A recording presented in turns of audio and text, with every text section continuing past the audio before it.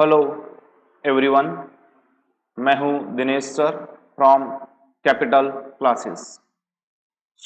आज हम पढ़ने वाले हैं एक पोएम जिसका टाइटल है the golden picture. The golden picture का डिक्शनरी मीनिंग होता है सुवर्ण। गोल्डन यानी सुवर्ण, सोने का। और जो पिक्चर होता है वो होता है पात्र, बर्तन। अगर हम देखें कि सर द गोल्डन पिक्चर का मतलब होगा सोने का पात्र, सोने का बर्तन, बट एक्चुअली यहां पर गोल्डन पिक्चर जो वर्ड है वो किसी पात्र के लिए, किसी बर्तन के लिए नहीं यूज किया गया, बल्कि ह्यूमन बीइंग यानी इंसान के लिए यूज किया गया है। इस पोएम को लिखने वाले पोएट है जैन मुनि आचार्य विद्यासागर महाराज। तो दोस्तों, अगर पोएम किसी साधु द्वारा, संत द्वारा लिखी गई है तो एक कॉमन सेंस है कि पोएम में स्पिरिचुअल यानी आध्यात्मिक संदेश होगा। बिफोर वी स्टार्ट, सबसे पहले पोएम से रिलेटेड कुछ स्पेलिंग्स हम देख लेते हैं। आप चाहो तो वीडियो को पॉज करके यह स्पेलिंग्स आप नोट डाउन कर सकते हो, जिससे पोएम आपको क्लियरली समझ में आए और फिर उसके बाद पोएम से रिलेटेड जो क्वेश्चन आंसर है वो सेक्शन आपके लिए बहुत ही इजी होगा। यहां पे आप देख सकते हैं गोल्डन पिक्चर। तो ये जो गोल्डन पिक्चर वर्ड है ये ह्यूमन के लिए यूज किया गया है। इसका सेंट्रल आइडिया यही है कि इंसान हमेशा संपत्ति, गोल्ड के पीछे भागता है, बट उसे ये नहीं पता कि वो स्वयं एक गोल्डन पिक्चर है। हम स्वयं किसी गोल्डन पिक्चर से कम नहीं है, बट हम जो बाहरी संपत्ति है, पैसा है, उसके पीछे हमेशा भागते हैं। इसी बात के ऊपर यह पोएम जैन मुनि द्वारा लिखी गई है, जिनका नाम है आचार्य विद्यासागर महाराज। पोएम से रिलेटेड कुछ स्पेलिंग्स है जो पोएम को समझने में आपको हेल्प करेगी, और फिर उसके बाद में उसके रिलेटेड क्वेश्चन आंसर जो है वो आप बड़ी इजीली समझ सकते हैं। The first spelling is epic poem, जिसका मतलब होता है महाकाव्य, यानी साधु द्वारा, संत द्वारा जो कविताओं का संग्रह होता है, महाकाव्य होता है, बहुत बड़ा सा काव्य होता है, वो होता है महाकाव्य। दोस्तों आपको बता दूं, गोल्डन पिक्चर नाम का ये जो एक्सट्रैक्ट है, एक्सट्रैक्ट यानी अंश, हिस्सा, भाग, ये एक महाकाव्य का छोटा सा भाग है, और उस महाकाव्य का नाम है मुक माटी,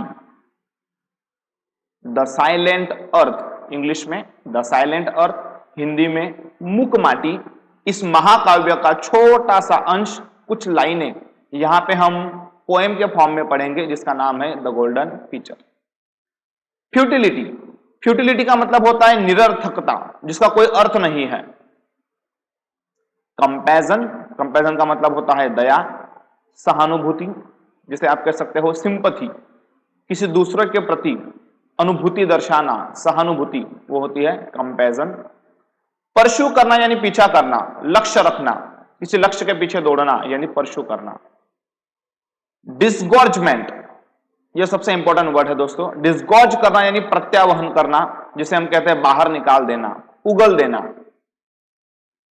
फ्लरिश का मतलब होता है फलना, फूलना, जिसे हम कह सकते हैं डेवलप होना, विकास होना। स्प्राउटिंग, स्प्राउटिंग का मतलब होता है दोस्तों अंकुरित होना। जैसे आप सभी को पता होगा, जब जमीन में हम कोई बीज बोते हैं और उस बीज को जब हम पानी देते हैं तो इस तरीके से उसमें अंकुर खिलता है, अंकुर बाहर आता है, जिसे कहते हैं स्प्राउटिंग होना। देन आता है आपका पेनरी। पेनरी का मतलब होता है दरिद्रता, गरीबी, पैसा, खाने पीने की चीजें, इन चीजों का अभाव, अभाव की परिस्थिति के लिए पेनरी वर्ड यूज होता है। उसके बाद नेक्स्ट स्पेलिंग इनवैल्यूएबल, जिसका मतलब होता है अमूल्य, जिसका कोई मूल्य नहीं निकाला जा सकता। उसके बाद है ड्रेंच करना, ड्रेंच करने का मतलब होता है भिगाना, गीला करना। उसके बाद में नेक्स्ट वर्ड है मोस्टन, मोस्टन का मतलब भी वही होता है नम करना, बट यहां पे इस पोएम में हम मोस्टन का मीनिंग लेंगे शांत करना। दोस्तों कई स्पेलिंग्स पोएम के संदर्भ में हमें उचित अर्थ उसका लेना होता है, इसलिए हमें मोस्टन का अर्थ जो है इस पोएम में लेना है शांत करना। उसके बाद एक नेक्स्ट स्पेलिंग है न्यूट्रिशियस सब्सटेंस। आजकल न्यूट्रिशियस वर्ड बड़ा ही फेमस है। न्यूट्रिशियस यानी पौष्टिक, जिसमें शरीर के लिए आवश्यक पदार्थ होते हैं उसे कहा जाता है न्यूट्रिशियस, और सब्सटेंस यानी पदार्थ। नेचुरल कैरेक्टरिस्टिक्स का मतलब होता है प्राकृतिक विशेषता, प्राकृतिक यानी स्वाभाविक, जनरल, नेचुरल। वाइटल ब्रीदिंग, दोस्तों पोएम के अंत में वाइटल ब्रीदिंग जो वर्ड है वो यूज किया गया है ह्यूमन बीइंग के लिए। एडवेंट का मतलब होता है आगमन, जिसे आप कह सकते हैं शुरुआत, बिगिनिंग। डिस्ट्रक्शन का मतलब होता है विनाश। तो दोस्तों ये वो स्पेलिंग्स है, आप चाहो तो वीडियो को पॉज करके इन स्पेलिंग्स को लिख सकते हो, जिससे आपको पोएम लाइन बाय लाइन पढ़ने में कोई दिक्कत ना हो। So let we start line by line analysis of the poem. But poem के लाइन बाय लाइन एनालिसिस से पहले हम थोड़ा पोएट के बारे में जानेंगे, पोएम का बैकग्राउंड जानेंगे। पोएम का बैकग्राउंड जितना क्लियर होगा, हमें लाइन बाय लाइन पोएम समझने में उतना ही इजी होगा। So let we start the poem the golden feature, जिसे लिखा है आचार्य विद्यासागर महाराज ने। सबसे पहले हम लेंगे पोएट का परिचय। आचार्य विद्यासागर महाराज, बोर्न इन 1946। आचार्य विद्यासागर महाराज जी का जन्म हुआ था 1946 में कर्नाटका में। इनिशिएट करना यानी शुरुआत करना। एज अ मंक, मंक का मतलब होता है साधु, सन्यासी। सन्यासी के जीवन की उन्होंने शुरुआत की एट द एज ऑफ 22, 22 साल की उम्र में 1968 में आचार्य विद्यासागर महाराज ने अपने सन्यासी जीवन की शुरुआत की। Acharya Vidyasagar Maharaj expert not only in Sanskrit, वो सिर्फ संस्कृत में एक्सपर्ट नहीं है, but also in several modern language, but modern languages में भी वो एक्सपर्ट है, जैसे कि हिंदी है, इंग्लिश है, मराठी है, कन्नड़ है। इन लैंग्वेजेस के अंदर भी आचार्य जी की अच्छी ग्रिप है। Devoted his entire life, devote करना यानी समर्पित करना।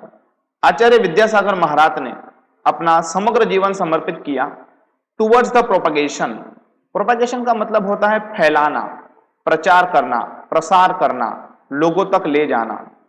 ऑफ महावीर टीचिंग, भगवान महावीर की जो टीचिंग है, जो शिक्षा है, जो उपदेश है, उनको लोगों तक पहुंचाने में आचार्य जी ने अपना समग्र जीवन डिवोट किया यानी समर्पित किया।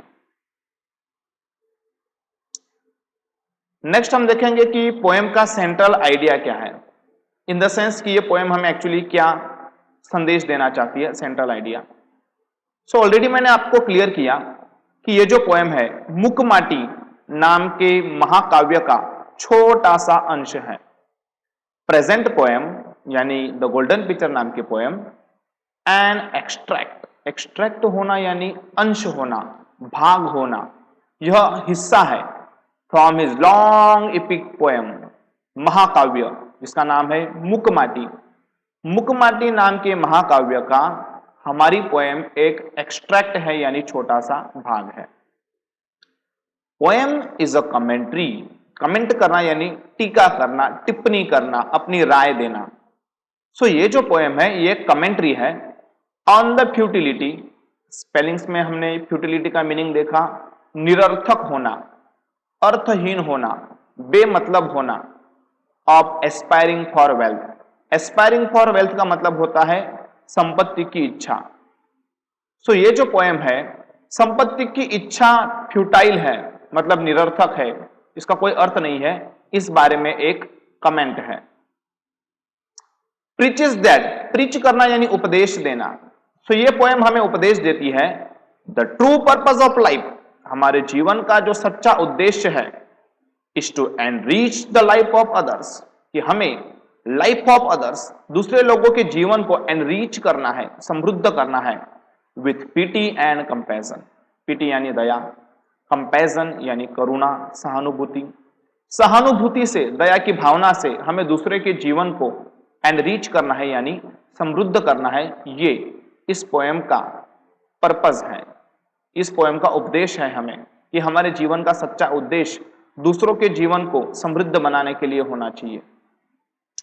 एन एड्रेस टू मैनकाइंड, ये पोएम जो है वो मानव जाति के लिए एक एड्रेस है। एड्रेस करना यानी संबोधन करना, मतलब इस पोएम में कवि मानव जाति को संबोधित करना चाहते हैं to realise his real wealth, कि आपको अपने जीवन की सच्ची संपत्ति पता चले। और हमारे जीवन की सच्ची संपत्ति है हमारे वर्च्यू। वर्च्यू यानी सद्गुण, अच्छे गुण, ये हमारे जीवन की संपत्ति है। रेदर देन, के अलावा, परस्यूइंग आफ्टर वेल्थ, परस्यू करना यानी पीछे भागना। संपत्ति के पीछे भागने के बजाय हमारे जीवन का जो उद्देश्य है वो यह है कि हम अपने जीवन की रियल वेल्थ को समझें।